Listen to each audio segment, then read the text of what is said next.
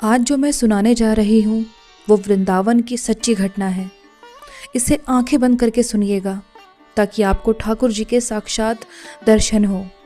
राधे राधे दोस्तों, मेरा नाम है ममता। बहुत समय पहले की बात है। चांदनी रात थी। मंदिर के द्वार बंद हो गए थे। धीरे धीरे बाजार भी बंद होने लगे। चारों तरफ चांद की चांदनी छाई हुई थी। चांद की रोशनी में यमुना नदी, भगवान का भवन, राधा रानी का महल, कुंज की गलियां, पेड़ पौधे, निधिवन, सब कुछ बहुत सुंदर लग रहा था। ठंडी ठंडी हवा चल रही थी। कुछ एक लोग पान की दुकान पर खड़े थे। पान की दुकान से एक व्यक्ति अपने घर की तरफ बढ़ा और उसने देखा कि रात के 11 बज चुके हैं। सारा बाजार बंद है, सुनसान गलियां हैं, लेकिन एक दुकान से रोशनी आ रही है। एक मिठाई की दुकान, हलवाई की दुकान।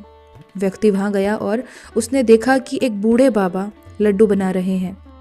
तो इस व्यक्ति ने कहा कि बाबा, रात के 11 बज गए हैं, आप भी अब मेहनत कर रहे हैं, घर जाइए, बहुत रात हो गई है।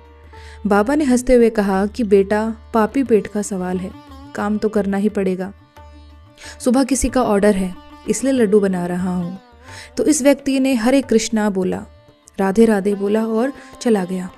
बाबा लड्डू बनाने में व्यस्त हो गए। लड्डू बना रहे थे, थोड़े से और बाकी थे बनाने।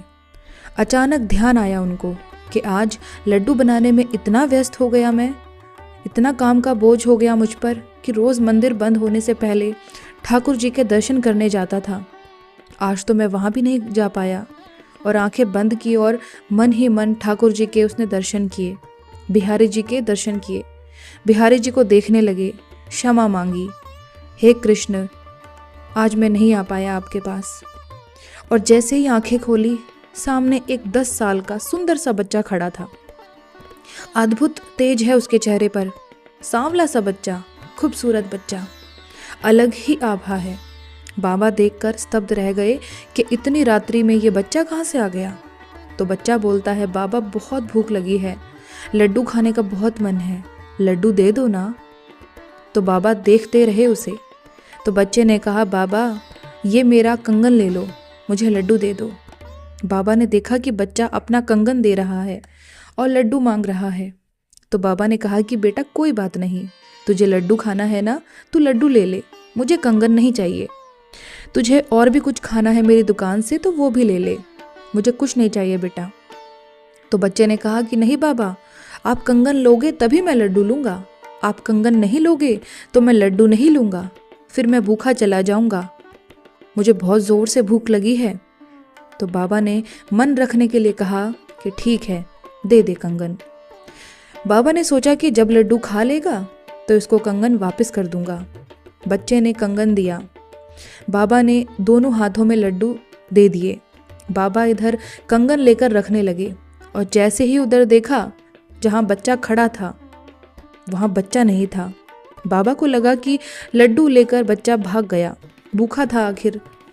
और बाबा ने अपना सारा काम पूरा किया, दुकान बढ़ाई और घर की तरफ जाने लगे। बस एक बात सोच रहे थे कि बच्चा बहुत सुंदर था और संस्कार कितने नेक थे। मुफ्त में नहीं लेना चाहता था, वो चाहता था कुछ खाना, लेकिन कंगन के बदले। और कह रहा था कि तब खाऊंगा जब आप मेरे से कंगन ले लोगे। रईस परिवार का बच्चा लग रहा था, अमीर परिवार का बच्चा था। फिर बाबा सोचने लगे कि इतने अमीर परिवार का बच्चा था तो भूखा कैसे था वो, और अकेला क्यों आया? कहीं माता पिता से नाराज तो नहीं था? माता पिता को ध्यान रखना चाहिए, रात बहुत हो गई थी। ये सोचते सोचते घर पहुंचे, बिस्तर पर लेट गए। लेकिन उस बच्चे की वो खूबसूरत छवि उनके दिमाग से हट ही नहीं रही थी। वो बच्चा बहुत बार बार याद आ रहा था उन्हें। मन कर रहा था कि उसे दोबारा से देखूं। तो बाबा ने सोचा कि ठीक है, जब बच्चा घर पहुंचेगा, हाथ में कंगन नहीं मिलेगा क्योंकि कंगन सोने का है, तो माता पिता उससे ज़रूर पूछेंगे कि कंगन कहाँ है।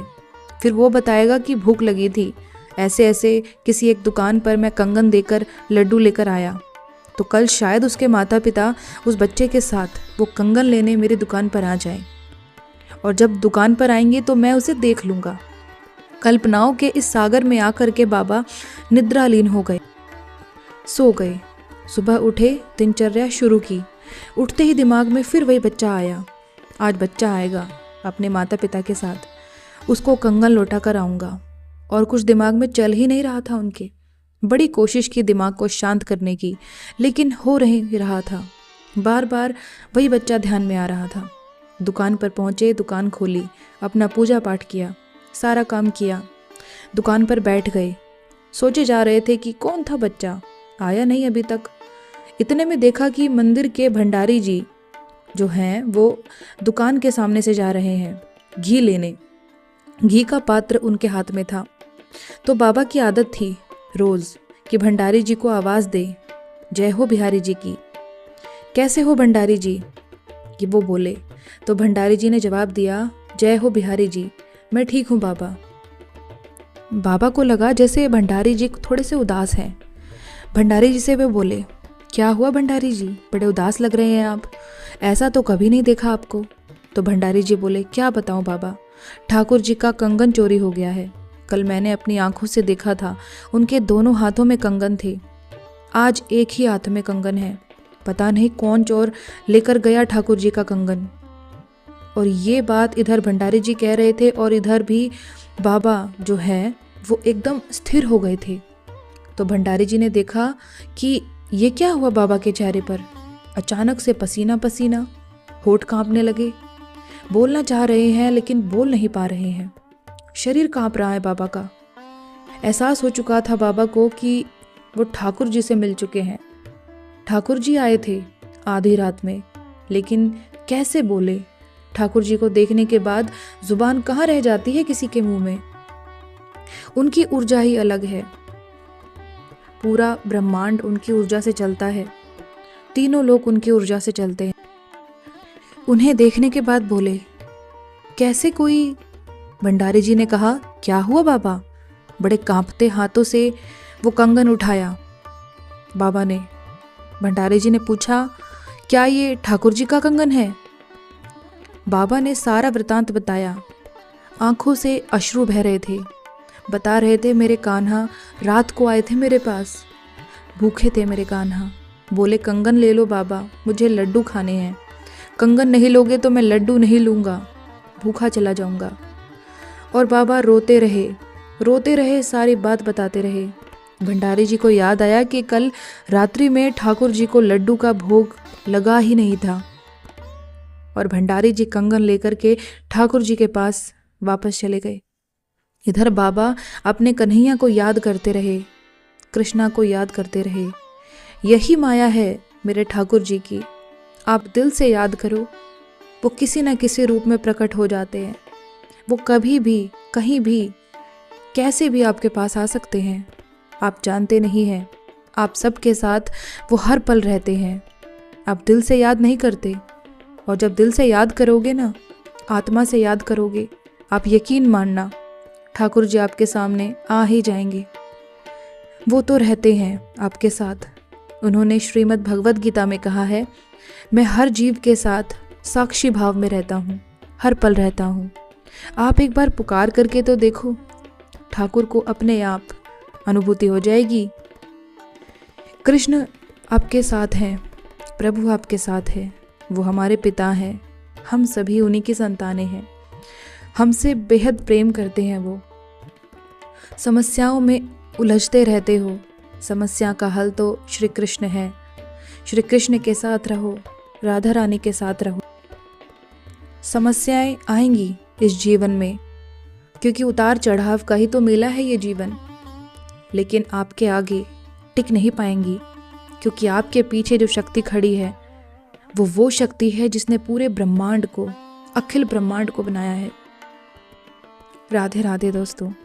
अगर आपको इस वीडियो से ज़रा सी भी मदद मिले, आपका मन थोड़ा सा भी शांत हो, तो इस वीडियो को लाइक करें, अपने मित्रों के साथ, अपने परिवारजनों के साथ इसे बांटें, ताकि ये शांति उन तक भी पहुंच सके।